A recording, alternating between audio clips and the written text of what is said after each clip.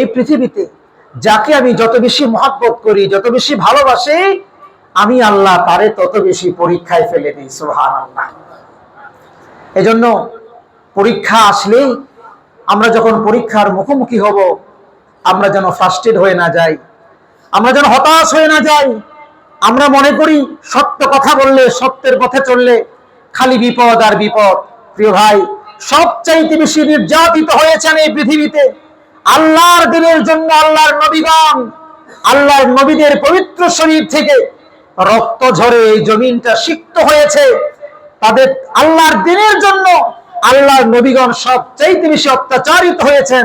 এই জন্যই তো বিশ্বনবীকে যখন প্রশ্ন করা হয়েছিল, আইয়ুন নাসি আশাদ্দু বালাআন, ওগো আল্লাহর নবী, মানুষদের মধ্যে থেকে সবচেয়ে বেশি মুসিবতে পড়েছেন কারা? নবীজি বলেছিলেন, আশাদ্দুন নাসি বালাআন বালাউল আম্বিয়া সুম্মাল আমসাল সুম্মাল আমসাল। সুবহানাল্লাহ। নবীজি আমার বলেছিলেন, পৃথিবীর মানুষদের মধ্যে থেকে সবচেয়ে বেশি মুসিবতের মধ্যে পড়েছে নবীগণ, তারপরে নবীগণের কাছাকাছি ঈমান যে রাখে, আল্লাহর যে বেশি ভয় পায়, আল্লাহর সাথে সত্যবাদিতার সাথে ওয়াদায় যে অটল, কোন সত্য কথা যে মহা বিপদ দেখেও যে অটল অবিচল থাকে, চলে না যায়, সত্যের পথে যে অবিচল থাকে, আল্লাহ বলেছেন তার উপর বিপদ আল্লাহ বেশি দেন। এই বিপদ সাময়িক, অনন্ত অসীমকালের জন্য তার রাস্তা খুলে যায়। মানুষদের মধ্যে থেকে ঈমানি পরীক্ষা দিয়েছেন আল্লাহর নবীগণ, কারণ তার দ্বীনের দাওয়াত দিতেন, আর দিন বিরোধীরা তাদের উপর চড়াও হয়েছে, তাদের রক্ত জমিন সিক্ত হয়েছে। আল্লাহর নবীদেরকে স্বৈরাচাররা বছরের পর বছর জেলখানায় বন্দী করে রেখেছে। এখানে ইউসুফ আলাইহিস সালাতু ওয়াস সালামকে জেলখানায় বন্দী করেছে। শুধু তাই না, আমাদের কলিজার টুকরো নবী মুহাম্মদুর রাসূলুল্লাহ সাল্লাল্লাহু আলাইহি ওয়াসাল্লামকে পর্যন্ত শিআবে আবি তালেব নামক জেলখানায় 3 বছর অবরুদ্ধ করে রেখে দিয়েছিল কাফেররা। কয় বছর? 3 বছর জেলখানায় রেখেছিল। ও মুসলমান, নবীর উম্মত, বুকে হাত দিয়ে বলেন তো দেখি, আপনার নবী কি ন্যূনতম কোনো অপরাধ করেছিল নাকি? ন্যূনতম কোনো অপরাধ করেছিল? আমরা তো মনে করি অপরাধ যারা করে কেবল তারাই বোধহয় জেলখানায় যায়। দুনিয়ার মানুষ যদি এই সংজ্ঞায় সংজ্ঞায়িত করতে হয়, তোমাকে জানতে হবে ইউসুফ আলাইহিস সালাতু ওয়াস সালাম কোন ভুলের কারণে জেলখানায় ছিল। তোমাকে জানতে হবে শিআবে আবি তালেবের মধ্যে 3 বছর নবীজি আমার মুহাম্মদুর রাসূলুল্লাহ সাল্লাল্লাহু আলাইহি ওয়াসাল্লাম তার সাথীদেরকে নিয়ে, সাহাবায়ে কেরামদেরকে নিয়ে কি কারণে তিনি জেলখানায় আটকে ছিলেন, তাকে বন্দী করা হয়েছিল। সাহাবায়ে কেরাম তাদের কাছে থাকা পশুগুলো জবাই করে খেয়ে শেষমেশ যখন কিছু নাই, গাছের বাকল, গাছের পাতা পর্যন্ত খেয়ে তারা জীবিকা ধারণ করেছিল। কি অপরাধ তাদের ছিল? অপরাধ একটাই ছিল, হ্যাঁ, দুনিয়ার মানুষদের চোখে, সেটা হলো সত্য কথা বলা আর আল্লাহর দ্বীনের পথে চলা। কথা কোন ঠিক কিনা? বোঝা গেল, সত্য বললে, আল্লাহর দ্বীনের পথে চললে যে কোনো মানুষের উপর বিপদ আসতে পারে কি পারে না? এটা আওয়াজ করে বলেন, পারে কি পারে না? সুতরাং কারোর উপর বিপদ আসলে হাসতে নাই, কারোর উপর বিপদ আসলে হাসতে নাই। আর কোন একটা জিনিস ফেসবুকে রটনা রটলে এটা বিশ্বাস করতে নাই। কোন একটা জিনিস রটলো আর বিশ্বাস করলো, ছড়ায় দিল, মিথ্যাবাদী হওয়ার জন্য এতটুকুই যথেষ্ট। নবীগণের সেই পথ ধরে আজও যারা চলবে, তাদের সেই ঈমানের পরীক্ষা আজও দেওয়া লাগবে। ইব্রাহিম আলাইহিস সালাতু ওয়াস সালামকে আল্লাহ তাআলা পরীক্ষা নিয়েছেন। শুধু ইব্রাহিম নয়, আদম আলাইহিস সালাতু ওয়াস সালাম থেকে নিয়ে মুহাম্মদুর রাসূলুল্লাহ সাল্লাল্লাহু আলাইহি ওয়াসাল্লাম পর্যন্ত যত নবী কিংবা রাসূল পৃথিবীতে এসেছিলেন, সমস্ত নবী কিংবা রাসূলকে আল্লাহ তাআলা পরীক্ষার সম্মুখীন করেছেন। কারণ পরীক্ষা ছাড়া আল্লাহ তাআলা জান্নাত কাউকে দিবেন? এটা কার ওয়াদা বলেন, কার ওয়াদা? আল্লাহ রাব্বুল আলামিন সূরা আনকাবুতে বলেন, আহাসিবান নাসু আন ইউতরাকু আন ইয়াকুলু আমান্না ওয়া হুম লা ইফতানুন। তোমরা কি এটা মনে করেছো ঈমান আনছো তোমাদেরকে মাফ করে দেওয়া হবে? বলেন বলেন, কে বলতেছে কথা? আল্লাহ বলছেন, শোনেন কি বলে আল্লাহ, তোমরা কি এটা মনে করেছো ঈমান আনার কারণে আল্লাহ তোমাদেরকে নাজাত দিয়ে দিবে? না না না, আল্লাহ বলেছেন পরীক্ষা দেওয়া লাগবে। এমন পরীক্ষা না দে আল্লাহ পরীক্ষায় উত্তীর্ণ না করে, পরীক্ষা দিয়ে উত্তীর্ণ না হয়ে আল্লাহর জান্নাতে যাবার জন্য কাউকে আল্লাহ রেডি করবেন না। পরীক্ষা দেওয়াই লাগবে। পরীক্ষা দিয়ে দিয়ে পাশ করে উত্তীর্ণ হয়ে আল্লাহর জান্নাতের অধিবাসী হওয়া লাগবে। মেয়ে ভাই, যদি আপনার কাছে পরীক্ষা কম আসে, মনে করতে হবে আপনার ঈমান দুর্বল। ঈমান যার সবল, ঈমান যার মজবুত, এই ঈমান মজবুত টিকে রাখার জন্য আল্লাহর চিরসুখের জান্নাত ঈমানের বিনিময়ে ক্রয় করার জন্য আল্লাহ তাআলা পরীক্ষা আপনার থেকে নিবেনই নিবেন। এই ঘোষণা কার? আওয়াজ করে বলেন কার? সূরা আনকাবুত 3 নম্বর আয়াত, আল্লাহ রাব্বুল আলামিন বলছেন, ওয়ালাকাদ ফাতান্নাল্লাযীনা মিন ক্বাবলিহিম ফালা ইয়া'লামান্নাল্লাহুল্লাযীনা সাদাকু ওয়ালা ইয়া'লামান্নাল কাযিবিন।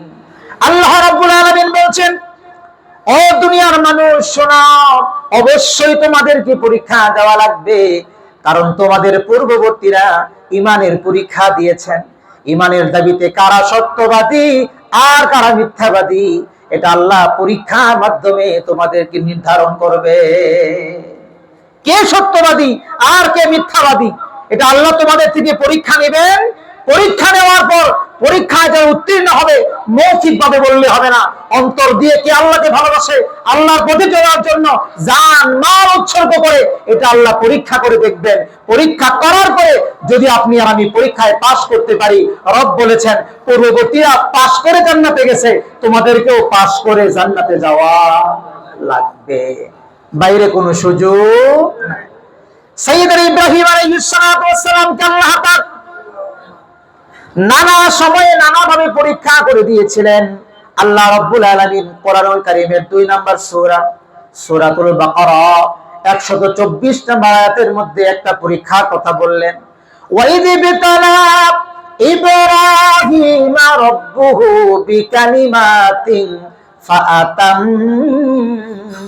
ফাআতাম্মাহুন্না ক্বালা ইন্নী জাইলুকা লিন্নাসি ইমামা ক্বালা ওয়া মিন যুররিয়াতি ক্বালা লা ইয়ানালু আহদিজ যালিমিন।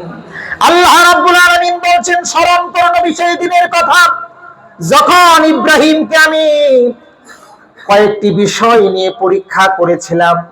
আর পরীক্ষা আমি রবের পক্ষ থেকে পরীক্ষা দিয়েছিলাম। আমার ইব্রাহিম সেই পরীক্ষায় অংশগ্রহণ করে সবগুলো পরীক্ষায় পাশ করেছিল। এই পাশ করার সাথে সাথে আমি আল্লাহ রাব্বুল আলামিন তারে নেতা বানায়া দিয়ে পুরস্কার দিয়েছিলাম। সবগুলো পরীক্ষায় তিনি কৃতিত্বের সাথে উত্তীর্ণ হয়েছিলেন। ঈমানের রাস্তায় চলার কারণে নমরুদ তাকে ঘর বাড়ি ছাড়া করে দিয়েছিল, তার উপর অত্যাচারের স্টিম রুলার চলেছিল, তাকে অগ্নিকুণ্ডে পর্যন্ত নিক্ষেপ হইতে হয়েছিল। কথা কোন ঠিক কিনা? 86 বছর পর্যন্ত আল্লাহ রাব্বুল আলামিন পরীক্ষা নিলেন, সন্তান দেন নাই। এটা একটা পরীক্ষা ছিল। বৃদ্ধ বয়সে আল্লাহ তাআলা তার যখন সন্তান দিলেন, এবার সন্তান দেওয়ার পরে আল্লাহ হুকুম করলেন তারে বনবাস দিয়ে আস। আল্লাহর হুকুমে পাওয়ার পরে একটা সেকেন্ডও দেরি করেন নাই, বনবাস তারে দিয়ে আসলেন। আবার যখন পরিণত বয়সে যখন উপনীত হলো, আল্লাহ রাব্বুল আলামিন চাইলেন, বান্দা ইব্রাহিম রে, আমি জানতে চাই 86 বছর পর তোরে সন্তান দেওয়া করে আমার এতদিন পর্যন্ত যে ভালোবাসা ছিল, এই ভালোবাসাটা একটু ডাইভার্ট হয়ে ইসমাইলের কাছে সব চলে গেছে নাকি, না আমার কাছে এখনো পর্যন্ত ভালোবাসা আছে, এটা আমি দেখবার চাই। তাই তো আল্লাহ পাক আবার অর্ডার করলেন ইব্রাহিমকে, বাপ ও ইব্রাহিম, সন্তানকে জবাই করো। সুবহানাল্লাহ বলে পরীক্ষা দিলেন। পরীক্ষা, ইন্নী জাইলুকা লিন্নাসি ইমামা, পরীক্ষায় যখন পাস হলেন, আল্লাহ বললেন, ইব্রাহিম, পরীক্ষার পরে পরীক্ষা তোমার থেকে নিলাম, একটা পরীক্ষায় তুমি ফেল করো নাই, প্রত্যেকটা পরীক্ষায় তুমি পাস করেছো, এই জন্য তোমাকে একটা উপাধিতে ভূষিত করলাম। উপাধির নাম হলো, তোমাকে আমি আল্লাহ রাব্বুল আলামিন জগৎ জাতির জন্য নেতা বানিয়ে দিলাম। ইব্রাহিমকে আল্লাহ তাআলা এই জাতির জন্য নেতা বানিয়ে দিলেন। এই নেতা হওয়াটা এটাই নবীদের বৈশিষ্ট্য। কথা কোন ঠিক কিনা? কেউ একজন ফেসবুকে বলতেছে এখন যে নবীরা নেতা না। কথা কোন না, আছে না নাই? আপনারা যারা সোশ্যাল মিডিয়া দেখেন তারা হয়তো জানার কথা। কেউ একজন বলে নবীরা নেতা নন, অথচ আল্লাহ বলেন আমি নবীকে নেতা বানিয়েছি। বলেন কারো কথা সত্য না আল্লাহর কথা সত্য? এত আস্তে বললেন যে কার কথা সত্য? আমরা কারটা নেব? তারটা না আল্লাহরটা নেব? আল্লাহর কথা সত্য। আল্লাহ বলেছেন, ইন্নী জাইলুকা লিন-নাসি ইমামা, আমি জগৎবাসীর জন্য, সমস্ত মানুষের জন্য ইব্রাহিমকে নেতা বানিয়েছি। কি বানিয়েছি? নেতা। এটা আল্লাহ বলছেন। কেউ বললে আমরা নেব না, তার জমা খরচ মুখ এই পর্যন্তই, কিন্তু আমরা নিব কারটা? আল্লাহটা। এমন মর্যাদা তোমাকে দিলাম। আল্লাহ বলছেন, ইব্রাহিম, তোমাকে আমি কেবলমাত্র জাতির ইমাম বানিয়ে শেষ করি নাই, তোমাকে আমি এমন মর্যাদা দিলাম, এই জাতির জন্য তোমাকে জাতির পিতা বানিয়ে দিলাম। সুবহানাল্লাহ। মিল্লাতা আবিকুম ইব্রাহিম হুয়া সাম্মাকুমুল মুসলিমিন। আল্লাহ বলছেন কোরআনে কারীমের 22 নম্বর সূরা, সূরাতুল হজ্জের 78 নম্বর আয়াত, ও ইব্রাহিম, মিল্লাতা আবিকুম ইব্রাহিম, আমি তোমাকে তোমার জাতি গোষ্ঠীর জন্য পিতা বানিয়ে দিলাম। সুবহানাল্লাহ। আমাদের জাতির পিতা কে বলেন? ইব্রাহিম আলাইহিস সালাতু ওয়াস সালাম। এই জাতির পিতার সার্টিফিকেট যিনি দিয়েছেন, আওয়াজ ছেড়ে বলেন তিনি কে? আল্লাহ দিয়েছেন। কোন সূরায়? সূরাতুল হজ। কত নম্বর সূরা? 22 নম্বর সূরা। কত নম্বর আয়াত? 78 নম্বর আয়াত। এই আয়াতে আল্লাহ তাআলা জাতির পিতার সার্টিফিকেট দিয়েছেন। ইব্রাহিম আলাইহিস সালাতু ওয়াস সালাম, এই যে আমরা এখন গর্ব করে বলি আমি মুসলমান, এই নামটাও তিনি আমাদের রেখেছেন। হুয়া সাম্মা কুমুল মুসলিমিন, আমাদের নাম মুসলমান, এই নামটা আমাদের জাতির পিতার রেখে দেওয়া। সুবহানাল্লাহ বলে। আল্লাহর খলিল ইব্রাহিম আলাইহিস সালাতু ওয়াস সালাম 86 বছর পর্যন্ত সন্তান নাই। তিনি আল্লাহর কাছে দোয়া করলেন। সেই দোয়াটা আল্লাহ পাক কোরআনে কারীমের 37 নম্বর সূরা, সূরাতুল আস-সাফফাতের 108 নম্বর আয়াতের মধ্যে তুলে দিলেন।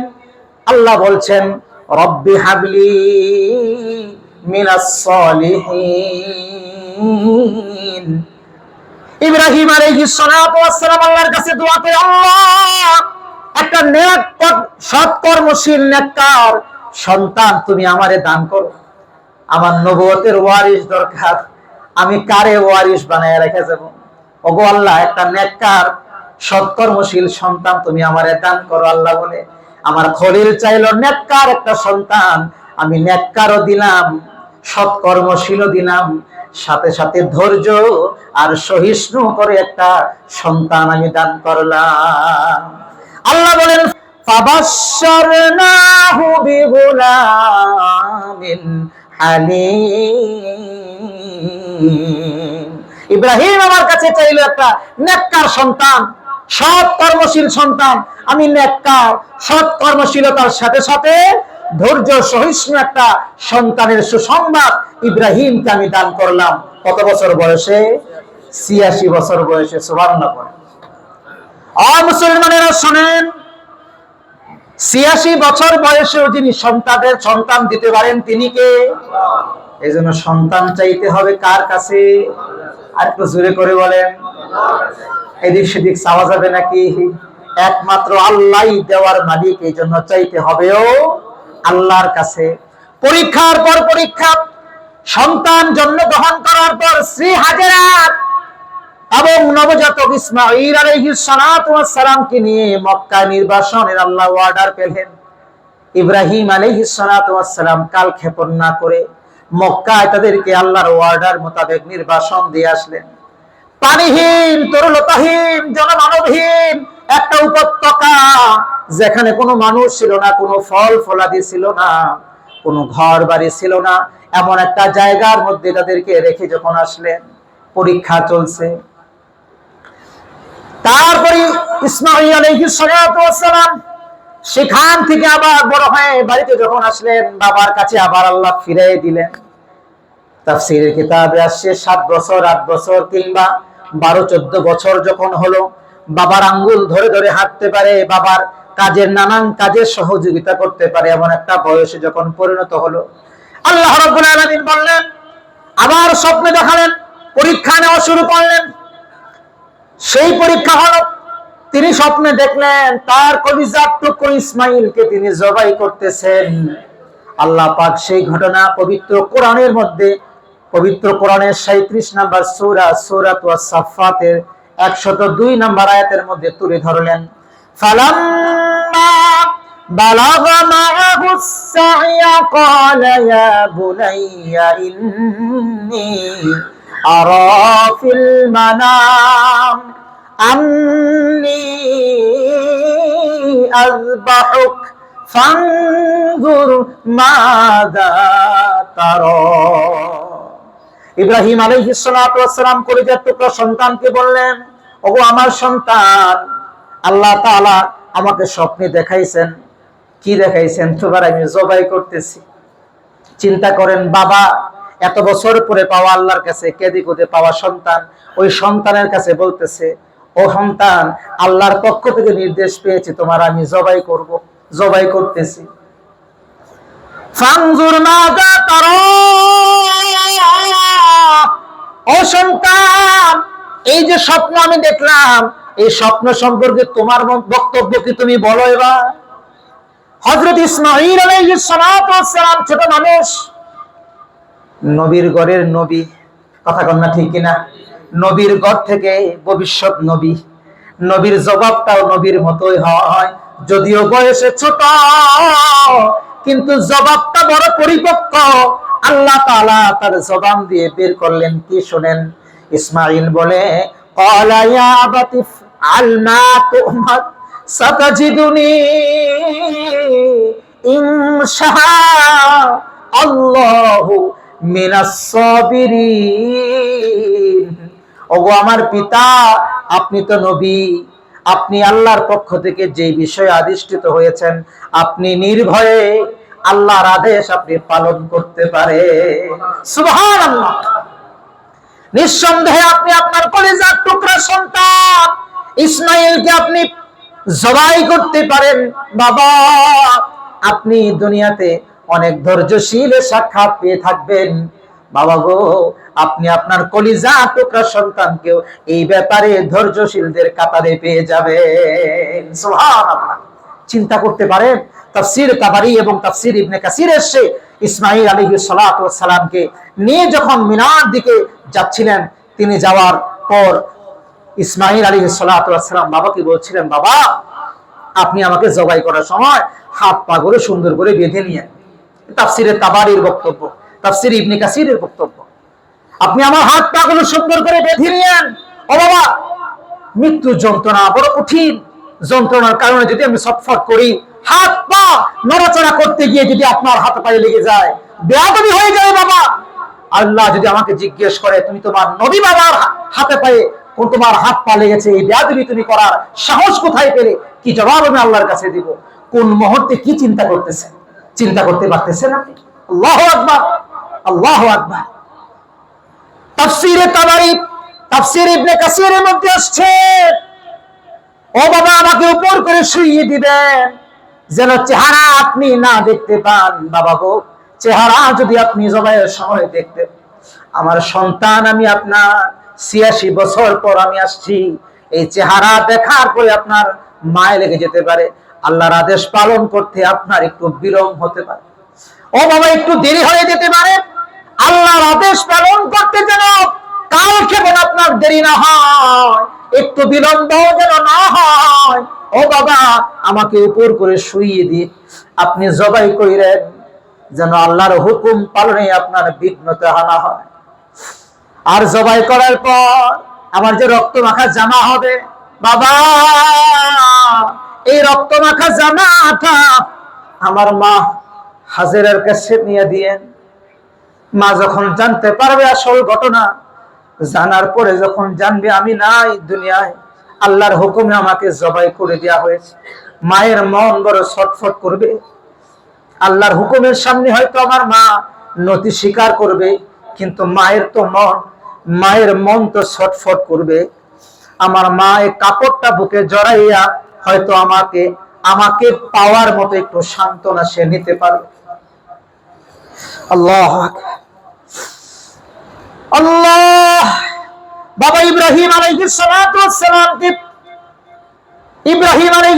ওয়াস সালাম সন্তানের হাত পা যখন বাঁধতে যাবে, এবার আবার সন্তানের মাথার ভেতরে আরেকটা জিনিস চিন্তা হলো, আল্লাহ যদি আমাকে জিজ্ঞেস করে ইসমাইল তুমি বোধহয় আমার হুকুম পালন করতে তুমি নারাজ ছিলা, এজন্য বোধহয় তোমার বাবা তোমার হাত বাঁধতে হয়েছে, তোমার পা বাঁধতে হয়েছে। প্রথমবারে চিন্তা করছে একরকম, এইবারে চিন্তা করতেছে আরেক রকম। ও বাবা, আপনি যখন আমার হাত বাঁধবেন পা বাঁধবেন, তারপরে যখন জবাই করবেন, বাবা আল্লাহ যদি আমাকে জিজ্ঞেস করি ইসমাইল তুমি বোধহয় আমার অর্ডার পালন করতে তুমি বোধহয় রাজি ছিলে না, যার কারণে তোমার বাবা নবী অর্ডার পালন করার জন্য তোমার হাত বাঁধা লাগছে, পা বাঁধা লাগছে, এরকমটি করা লাগছে। ও বাবা, আমি আল্লাহর কাছে কি জবাব দেব? না না না, আমি আমার সামর্থ্য অনুযায়ী মুআদ্দাব হয়ে আদাবানা ব্যবস্থায় রেখে হাত পা গুলো সংযত রাখার চেষ্টা করব। ও বাবা, হাত বাঁধার দরকার নাই, পা বাঁধারও দরকার নাই, আপনি আল্লাহর জন্য আমাকে জবাই করতে থাকে। আল্লাহু আকবার। হাত পা বাঁধা ছাড়া শুইয়ে দিয়ে এবার যখন জবাই করতে নিবেন, ঘটনাটা কি ঘটলো আল্লাহ তাআলা সূরা সাফফাতের 103 থেকে 111 নম্বর আয়াতে সেই ঘটনাটা বিস্তারিত তুলে দিলেন।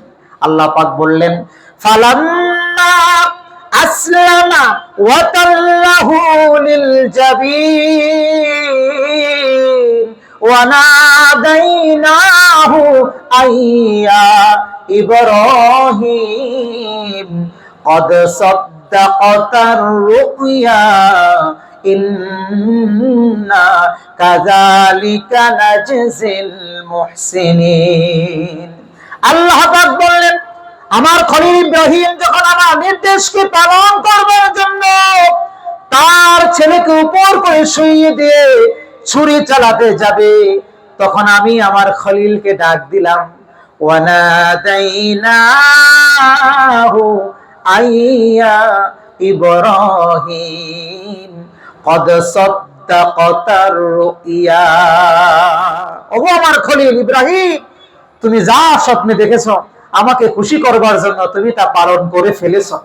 সুবহানাল্লাহ বলেন সুবহান। তুমি তা পালন করে ফেলেছো। ইন্না কাযালিকা নাজিজিল মুহসিনিন, নিশ্চয়ই মুহসিনিন বান্দাদেরকে আমি আল্লাহ তাআলা প্রতিদান দিয়ে থাকি। ইন্না হাযা লাহুয়াল বালাউল মুবিন, নিঃসন্দেহে এটা তোমার জন্য একটা বড় পরীক্ষা ছিল। কার পক্ষ থেকে? একটু জোরে বলেন, কার পক্ষ থেকে? ওয়াফাদাইনাহু বিযিবহিন আযীম, বরং তোমার পুত্রের পরিবর্তে আমি আল্লাহ তাআলা বেহেশত থেকে একটি বড় পশু ফিদিয়া হিসেবে পাঠিয়ে দিলাম। সুবহানাল্লাহ। আল্লাহ তাআলার হুকুমে ইব্রাহিম আলাইহিস সালাতু ওয়াস সালাম জবাই করতে যাবেন, রবের হুকুমে ইসমাইলকে আল্লাহ তাআলা সরায় নিলেন। আসমান থেকে, জান্নাত থেকে আল্লাহ একটা পশু দিয়ে দিলেন। তাফসীরের কিতাবে এসেছে দুম্বার কথা, দুম্বা দিলেন। আল্লাহর হাবিব, আল্লাহর খলিল ইব্রাহিম আলাইহিস সালাতু ওয়াস সালাম জবাই করে নিলেন। সুবহানাল্লাহ। এই যে পশু জবাই করা, এই প্রেক্ষাপট নিয়ে আজকে আমার বক্তব্য ছিল।